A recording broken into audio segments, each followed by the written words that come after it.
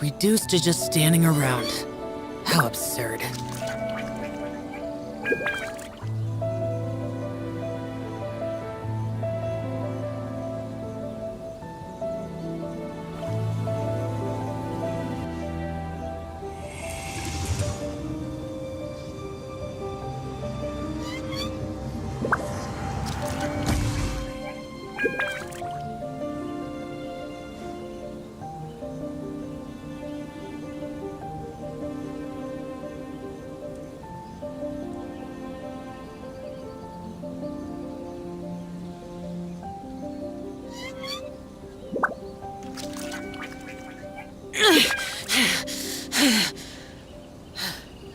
Those memories.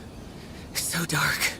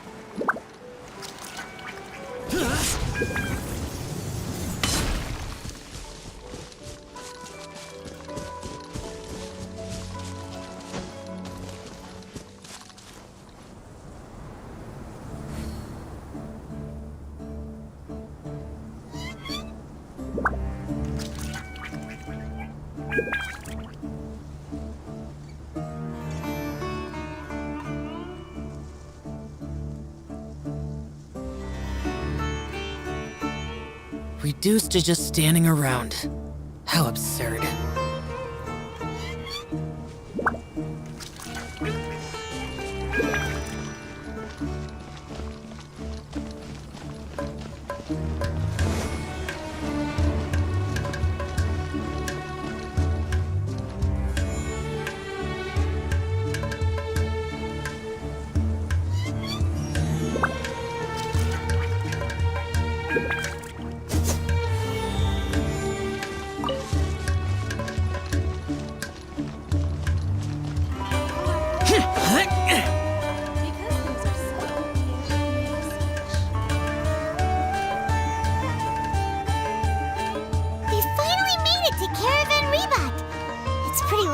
Here.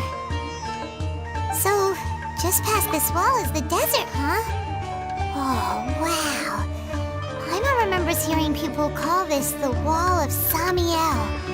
It's made to block sandstorms from the outside. Oh, if it's this tall, it's gotta be the divine work of Greater Lord Rukkhadevata, right?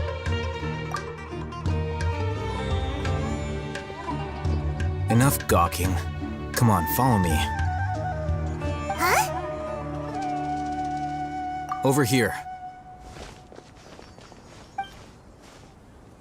Oh, Ethan went that way! Let's hurry up and follow him. Wonder what he's up to.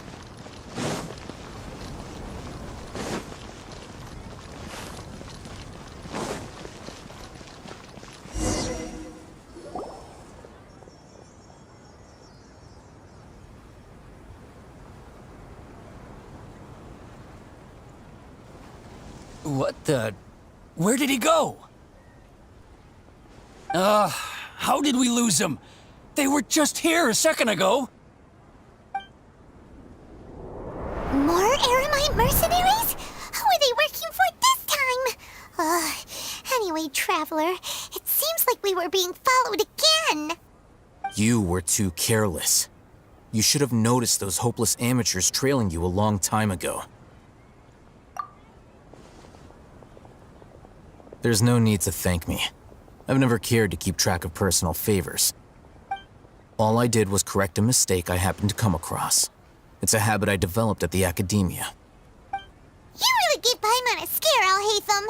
We never thought we'd run into you here.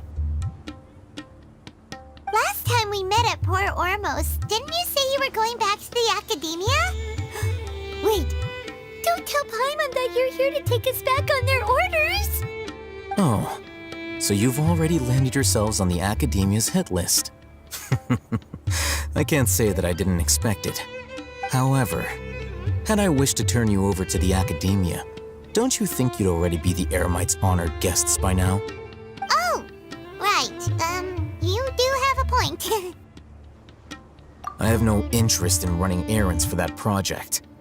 As a scholar, I've always belonged to the camp that promotes researcher autonomy. And these days, you're more fascinating than anything the sages can offer. Not quite. To tell you the truth, I'm still investigating the Divine Knowledge Capsule. Unfortunately, I've run into some difficulties. Everyone says the capsule originated in the desert and was eventually moved to Port Ormos. If I am to get to the bottom of this, I must understand how the capsule first came to be. Which brings me back to you, and why you're so interesting. The leader of Ain al-Ahmar used the Divine Knowledge Capsule right in front of you, and upon seeing him, your expression became perplexed, and you were lost in thought for quite some time. To have that kind of reaction, I think you must have realized something. Are you interested at all in sharing what you've been hiding from me? Alhaitham, you really have a ridiculous eye for detail. What kind of person even notices or remembers stuff like that? So that's your answer. Well, I do work for the Academia after all. So considering that, it is indeed wise to keep your cards close to your chest. But that does prove you do have some undisclosed information about the Divine Knowledge Capsule. Am I right? No matter. Rather than simply learning the answers from you, I'd still prefer to investigate on my own. Speaking of, you two are also headed to the desert? That's right. We have the same plan as you. But we don't really have any concrete goals at the moment. Then I'd suggest starting with Aru Village. It's the largest settlement in the desert, so it'll probably have more resources and intel than anywhere else. Well, would you like— It's always better to travel with someone you know. Let's go!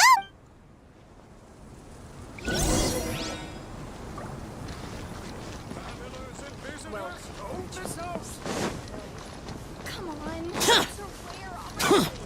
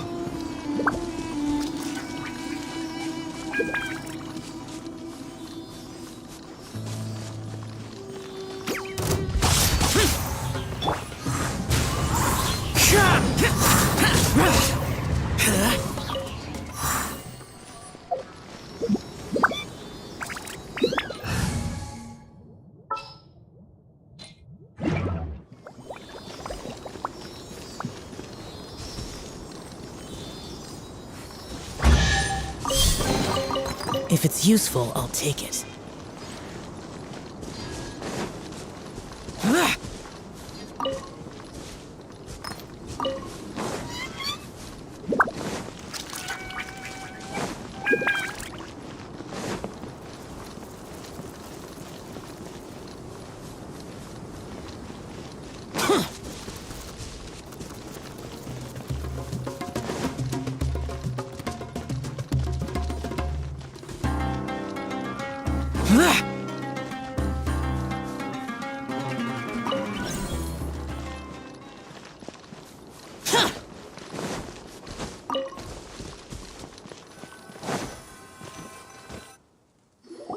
Before us lies Aru Village, the safe haven of the desert folk. Whoa, this landscape is really something else. What a cool place! Let's go check it out!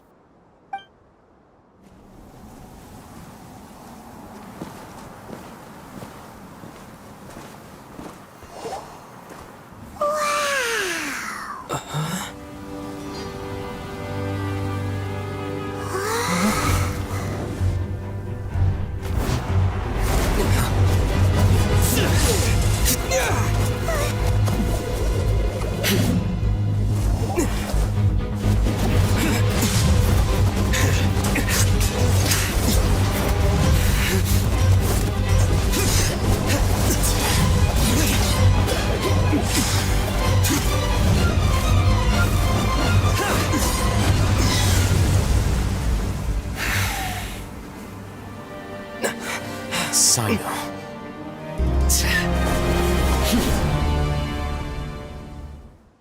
Unless my memory fails me, we have barely spoken 2 words to each other before now at the Academia.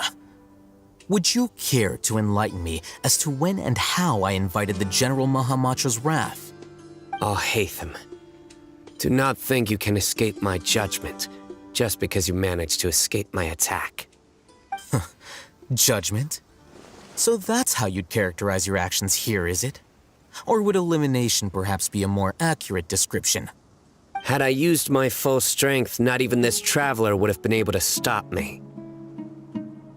Though styled like an assassination, I sought only to ensure that my target would be unable to flee or resist. Standard practice for the Matra, as well you know. Seemed to me more like your own personal touch. Who is that, Al-Haytham? Did you call him General Mahamatra? Yes. General Mahamatra Sino, head of all the Matra at the Academia. He's a formidable hunter, and the ultimate nightmare for any who have committed academic crimes.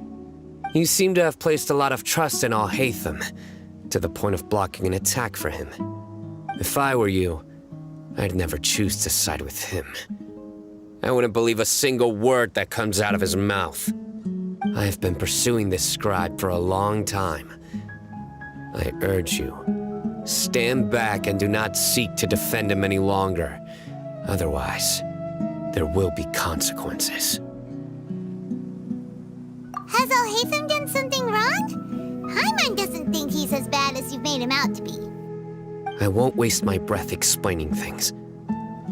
Al-Haytham, I saw it during our fight.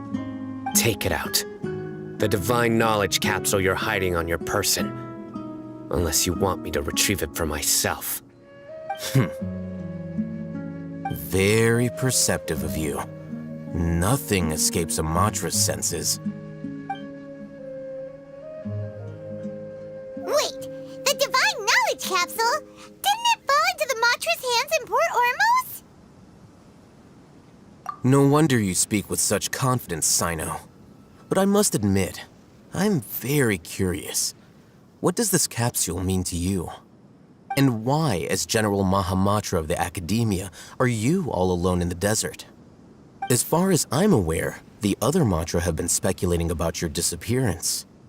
Have you been given a mission that's, let's say, morally dubious?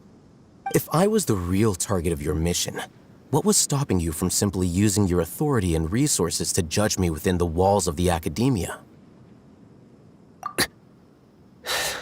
I should have known you'd be difficult to deal with. You two? Ugh! What should we do, Traveler? Paimon feels like we can't trust either of them! Ahem. Well, look at you two, acting all tough and self-righteous over there. Wait, Dia?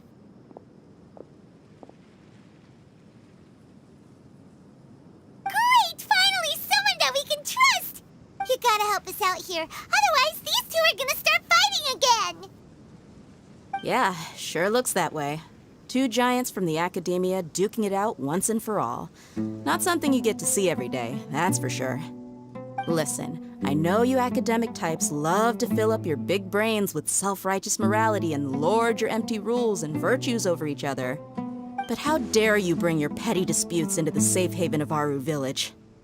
It seems like someone's gonna have to beat some sense into your thick skulls until you finally learn to respect these grounds.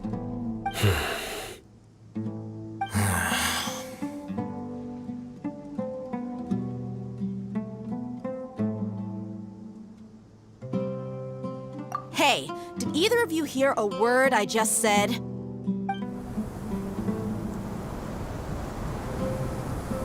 Whoa, what's going on? The wind's so strong. Is this a sandstorm? Paimon's gonna get blown away. Another sandstorm? What's up with these recently? Hey! All of you, over here, quickly! We have to take cover! Someone's calling for us. Oh, this wind is too strong. Let's get over there. That sounded like Candace. Come on, you two. Jeez, are all of you academia folks such hard work? Move it! All right, stop yelling.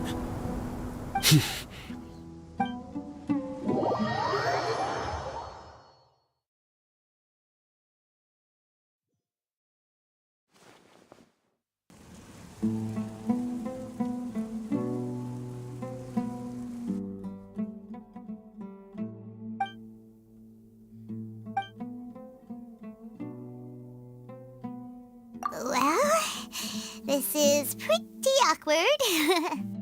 Hey, wanna play sardines with 3 people who wanna tear each other limb from limb? Sure, why not? Sounds fun. The air is so thick and heavy. Paimon can hardly keep floating anymore. My sincere apologies, everyone. This is the home of our village chief. I will have to ask you to make do with this small room until the sandstorm dies down. Please, let me introduce myself. I am Candace, protector of Aru Village. Our savior has come at last! Nice to meet you, Candace. The name's Paimon. Thank you so much for helping us. There's no need to thank me. It's only right to help each other when the weather gets rough. Wow, she's so gentle and caring, like a nice older sister. Unlike those guys over there. All right, now that we're all better acquainted, we should return to the topic at hand. As a guardian charged with the responsibility to protect my fellow villagers from harm, I was observing your conflict from afar, even before the sandstorm started. And now that you have set foot within Aru Village itself, it is all the more my responsibility to make absolutely sure that you pose no threat whatsoever to us. So please, have an honest and sincere conversation with one another and put your hostile feelings to rest. If anyone dares to start anything again while they are under this roof, I will not hesitate to send them out for some quality time with the creatures of the sandstorm. Oh, on second thought, Paimon may have misjudged Candace's character. And that goes for you too, Miss Dia. Do I make myself clear? All right, we got it, Candace. That's what I like to hear. So, which of you will begin? I was supposed to be a mediator, but I might have gotten a little too involved just now. Anyway, one of those two should probably start talking. Wait, that was you trying to be a mediator? I have nothing to hide, so there's no shame in explaining myself. While Al-Haytham wasn't wrong about the other Matra not knowing my whereabouts, it's not because I've been assigned a morally dubious mission. Rather, I've chosen to exile myself. Huh? Exile yourself? A little while ago, I discovered that there was data missing in the Academia's project planning and development files. What little they did report clearly did not match the project's actual progress. As General Mahamatra, I had the responsibility and authority to request an audit. However, to my surprise, the person responsible for the erroneous data was none other than Grand Sage Azar himself. I tried to investigate the issue myself before submitting a formal audit request, but I soon found that all leads and potential pieces of incriminating evidence were carefully concealed from me. I began to realize that they were cautious of me from the very beginning. Unsurprisingly, the Grand Sage rejected my audit request as soon as the submission reached his desk. He even said to me, "The power of the General Mahamatra is granted by the sages. You have no right to judge us." So they really are up to no good. I realized then that to the Grand Sage, the Matra are nothing more than tools for the sages to assert and maintain their control over knowledge. The vows that we took, the principles that we strive to uphold, they are meaningless to the academia of today. I believed it would be wise to flee the academia before the sages had a chance to take action against me. This way, they can no longer see nor predict my actions. I will never give up on this investigation. There's no need for someone else to give me power or authority. Once I find the truth, I will administer judgment by my own name. Sino seems to have the same goal as us. We're all investigating the sages. Plus, now that he's no longer the General Mahamatra, he somehow feels a lot less scary. Well, Sino, if that's your story, then why did you see Alhaitham as a target? When I was investigating the matter in the academia, I overheard a conversation between Alhaitham and a sage. The sages asked you to investigate a blonde-haired traveler. Do you dispute this, Alhaitham? What? Like many parts of the project, this assignment was undocumented. Now throw in your suspicious behavior with the Divine Knowledge Capsule, and I think we deserve an explanation. Yes. I was indeed tasked with investigating the Traveler. Alhaitham! After all, the promised reward was so great that hardly any scholar could have refused. The sage told me, once you've completed this assignment, I can give you a glimpse of divine knowledge. A most enticing offer.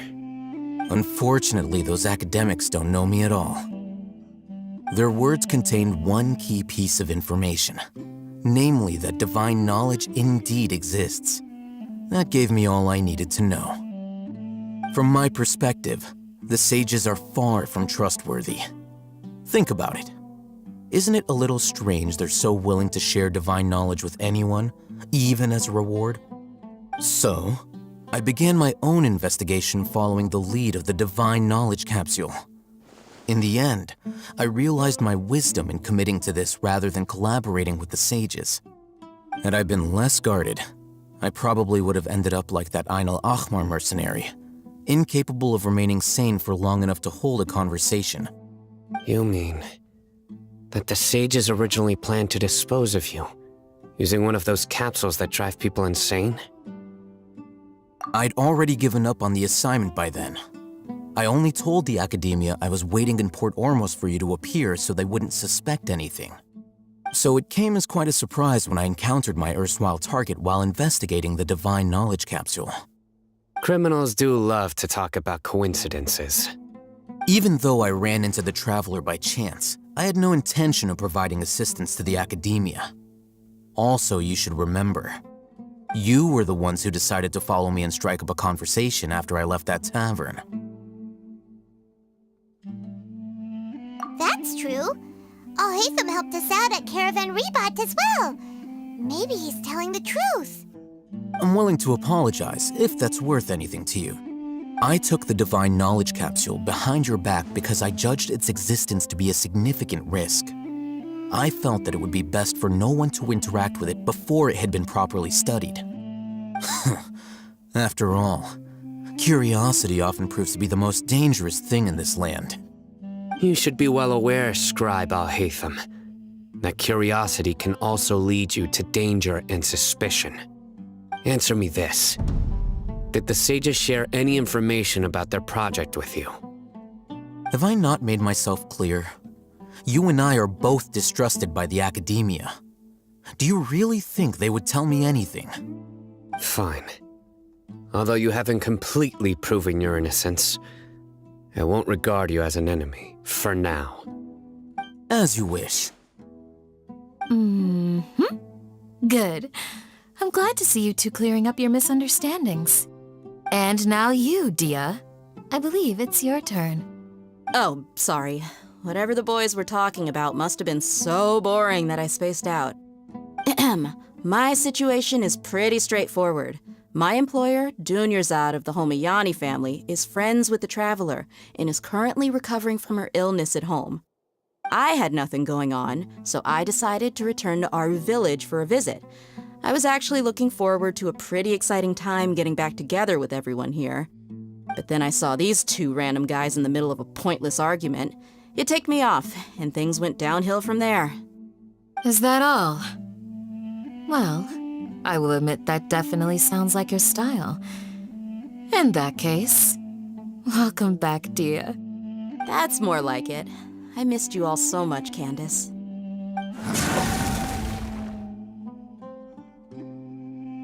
Whoa! What was that sound? No need to worry.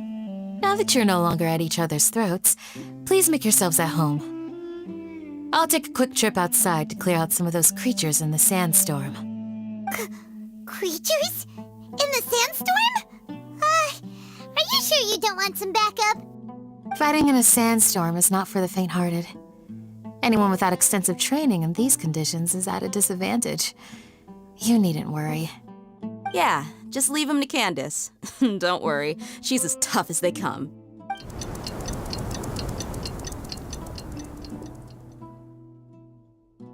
The wind's died down. That means the sandstorm's over, right? Candace still isn't back yet, though.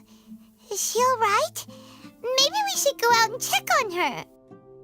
When you put it that way, even I'm starting to feel a little worried. All right, let's go. We've been here long enough, and the boys are as chatty as the floor.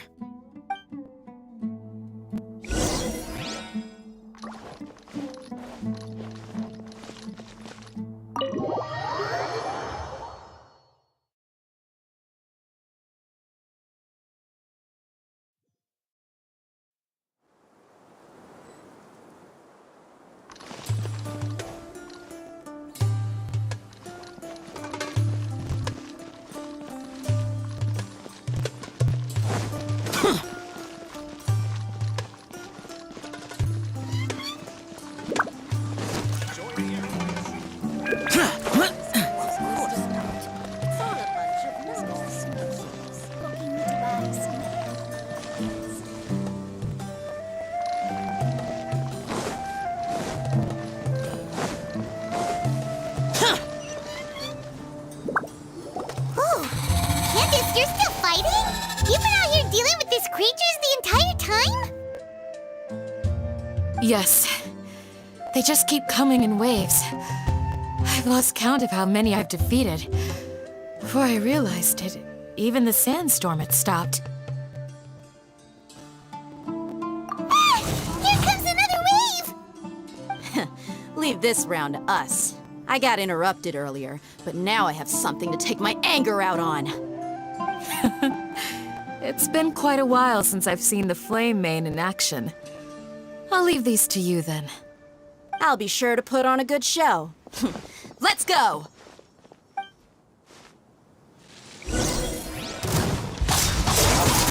Teamwork is dreamwork! Fallen leaves, adorn my night! The wind knows me.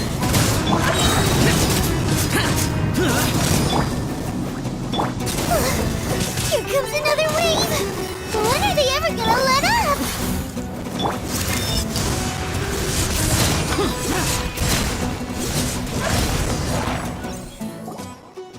The creatures stopped appearing. Was that the last of them? What we fought just now was probably the aftermath of the sandstorm. So we should be safe for the time being. Well fought, everyone. No injuries, I hope. Huh? Who are you? Ah, my apologies. I haven't had a chance to greet you yet. I had my hands full taking care of the village's elderly and children. I am the chief of Aru village. Everyone usually calls me Uncle Anpu. Sir, I am also originally from the desert, but I have not been back for some time now. May I ask if such sandstorms are common? I can't say they've always been common, but recently the storms have become increasingly severe and frequent. Besides sandstorms, we also occasionally get earthquakes. According to an investigator who stayed in the village a while ago, these unusual natural phenomena are related to the withering of Irminsul. Another effect of Irminsul's withering. So, Irminsul's withering causes withering zones in the forest, and sandstorms and earthquakes here in the desert? Everything in the natural world is inextricably connected to Irminsul. These regional symptoms can indeed be a reflection of Irminsul's present state. Everyone in Aru village needs to take good care of themselves. Speaking of which, why haven't I seen a single village keeper since I got here? Village keeper? Who are they? Village guards like Candace? Does your curiosity know no bounds? Village Keeper is how Aru village refers to mad scholars exiled here by the academia. Most of them are scholars who lost their sanity after a period of training in the Avidia forest. The academia believes that their crazed mutterings may have a negative effect on the psyches of other scholars. So, they're forcibly exiled to the desert. Though if you ask me, it's all a boatload of nonsense. Alas, that's exactly what we've been trying to investigate. One by one, the village keepers have been mysteriously disappearing without a trace. But no one in the village has ever seen them leave. If you're planning to stay around the village for the next few days, I'd appreciate it if you could keep an eye out for them. I've had encounters with those people in the past. I'll see what I can do to help. The Matra are the ones responsible for their exile. Now that you're no longer with them, are you trying to alleviate your guilt and atone for your past sins? I'm fascinated by how you think. Mock me if you will, but if you are guilty, I will eliminate you, regardless of my position or identity. Oh, you're the former General Mahamatra. You must be an expert in these kinds of investigations. Thank you for your help. Is it because you're reminded of Hypatia? Oh, these poor scholars. First they lose their sanity, now this! We need to help get them back home, safe and sound. But, is it really a good idea to tag along with Sino? You seem like you really don't trust him. I'll be grateful for the assistance. No doubt you will do a better job than some of my former subordinates. Let's start by finding a spot to share what we know so far.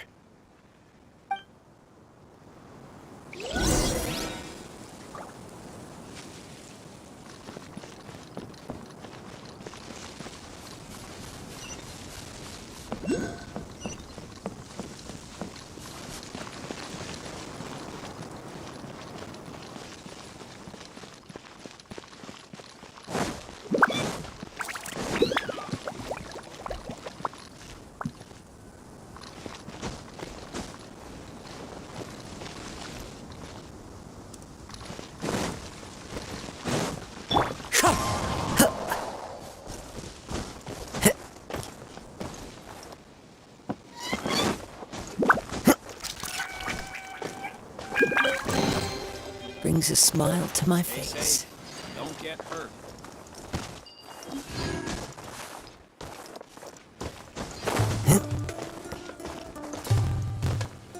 Into the wind.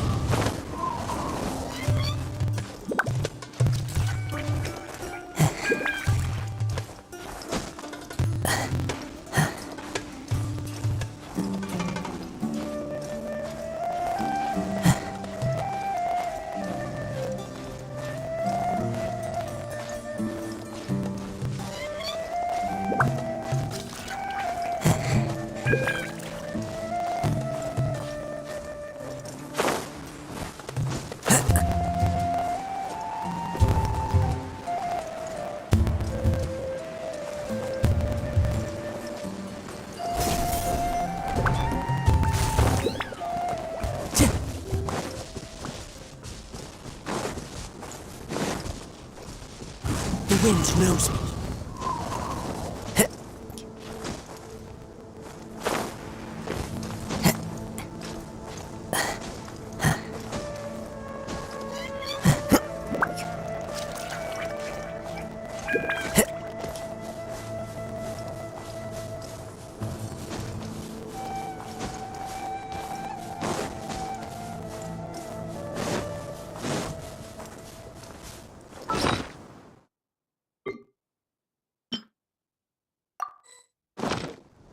Time to go.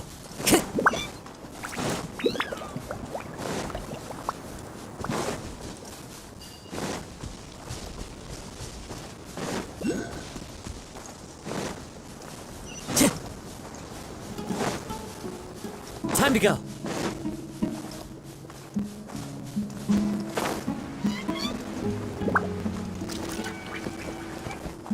Follow the wind.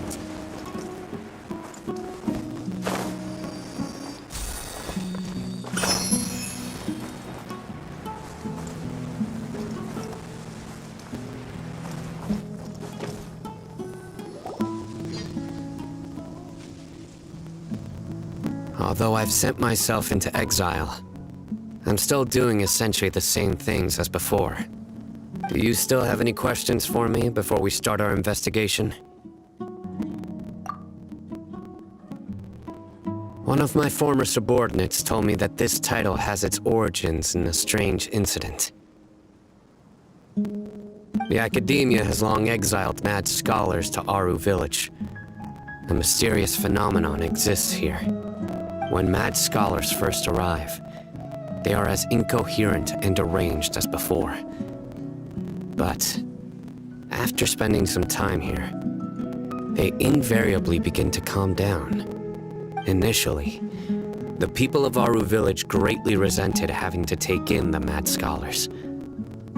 But a strange incident one night changed that. Aru Village was struck by the strongest earthquake in living memory. Seeing buildings on the verge of collapse all around him, the then chief of the village was preparing to take everyone to safety. Suddenly, he noticed a mad scholar crouching in a corner, caressing the ground with his hands. A soft, green light radiated from him, like a divine glow against the backdrop of night. Despite the powerful tremors that ripped through the ground that night, all the houses remained upright, almost as if they had grown roots reaching deep into the ground. In the end, not a single building collapsed, and no one was hurt. After that, the people of Aru Village treated the mad scholars with greater kindness, and began to refer to them as the village keepers. The soft green light? A mad scholar protecting Aru Village? What do you make of it? Paimon thinks so too. Actually, Sino, do you know if any of the mad scholars continued to wear their Akasha terminals at Aru Village? In theory, they would continue wearing them so the Academia could still monitor their activities. With that said, the main Akasha system would no longer have any interaction with them. Oh, no wonder! Everything makes sense then! Add in the fact that they calmed down, it was probably Nahida who calmed them. If you are able to draw a conclusion from this one story alone, then it appears you possess much more information than I do. So, what do you make of the story? Really? Lesser Lord Kusanali. What? You don't believe us? Lesser Lord Kusanali was definitely using the Akasha to give her power to the mad scholars! No, it's not so much that I don't believe you. I'm just struck by your reasoning.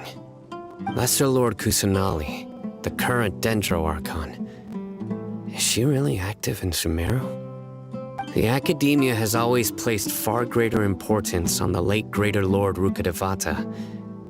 They've more or less ignored Lesser Lord Kusanali, and I've never had any reason to doubt their views.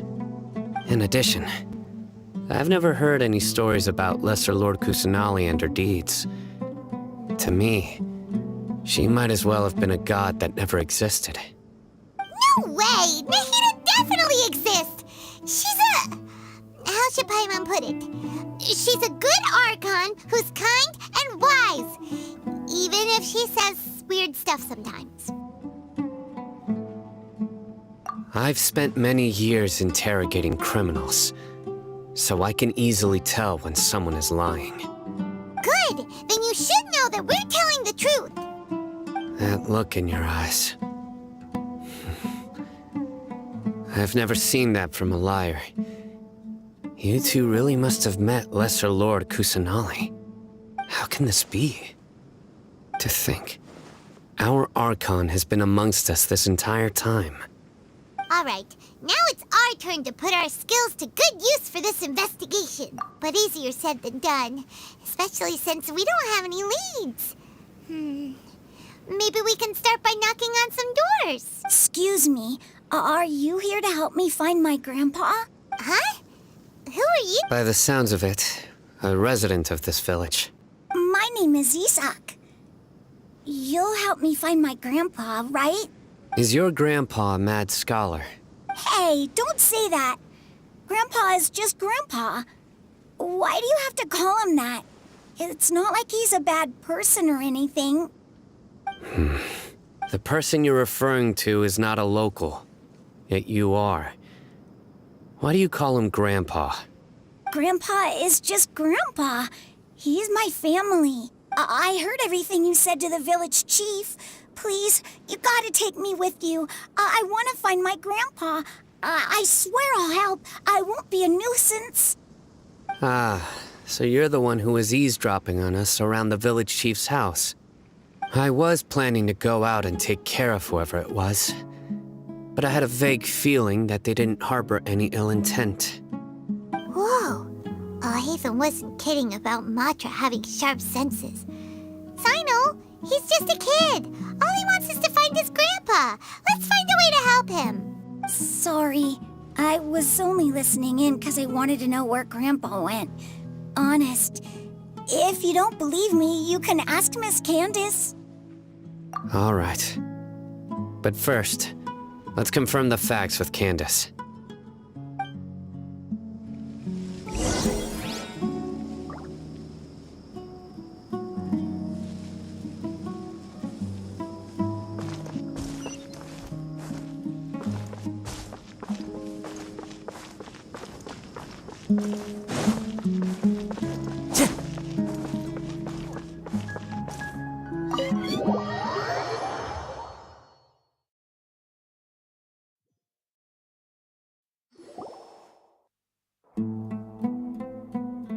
Sino is super vigilant.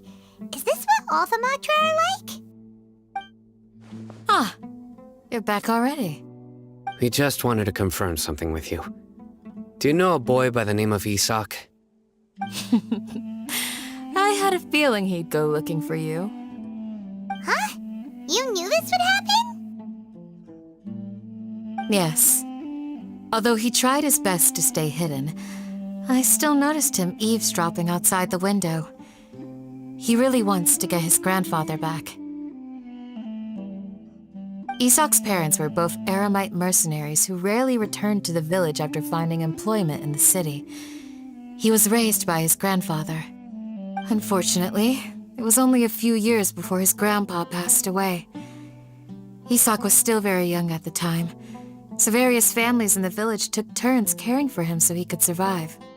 Later, an elderly mad scholar arrived at the village. Isak thought the scholar bore a striking resemblance to his grandfather, and thus often spied on the man. However, the scholar was unkempt in appearance and incoherent in speech. Although Isak referred to the man as his grandpa, he was afraid and didn't dare to approach him. One summer night, the oft mumbling and bumbling grandpa suddenly calmed down and seemed to become more lucid. He even noticed Isak hiding in the distance. So Grandpa walked up to Isak and patted him on the head. He even took Isak to the entrance of the village, where he patiently taught the boy the names of the stars and accompanied Isak until he fell asleep. The next morning, Isak woke up and wanted to go find his grandpa again, only to realize his grandpa no longer recognized him. However, even so, Grandpa retained his calm expression. It's said that those who saw the scholar claimed he no longer appeared to be crazy, but appeared to be living in his own world, almost as if he were sleepwalking. Isak was thrilled that his grandpa was able to find peace and would follow him all the time, asking him things like, "Grandpa, want me to take you somewhere fun?" Or, "Grandpa, could you tell me stories about the stars again?" All this somehow just makes Paimon feel really sad. It seems like they both deserve so much better. Perhaps. Nearly everyone who lives in the desert has some form of hardship or regret. But even so, we must still continue on with our lives. It's also my reason for fighting. I must continue to protect this land.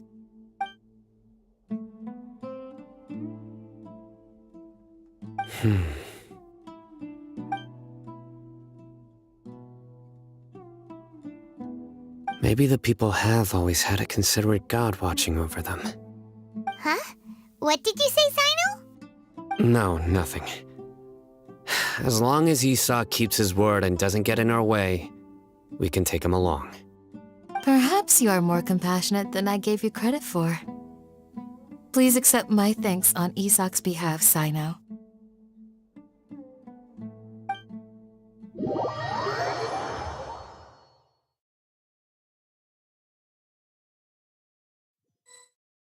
Hey, Isak!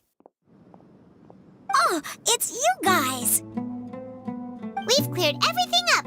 Let's go find your grandpa. Really? Wow! Thank you so much! Yeah! All right. Let's ask the local residents some questions first.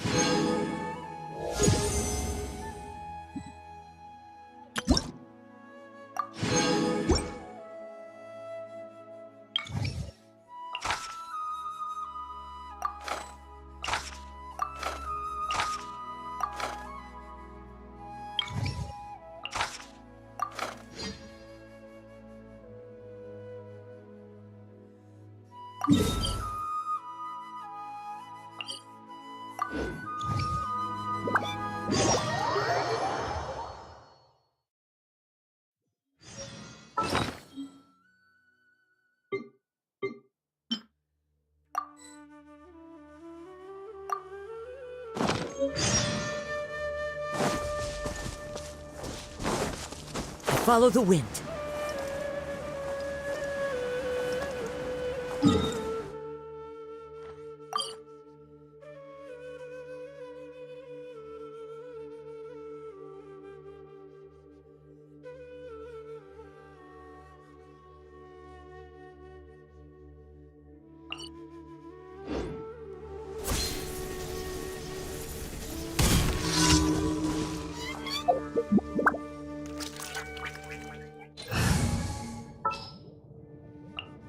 I'll lead the way. Behold, the Prinzessin der Verurteilung.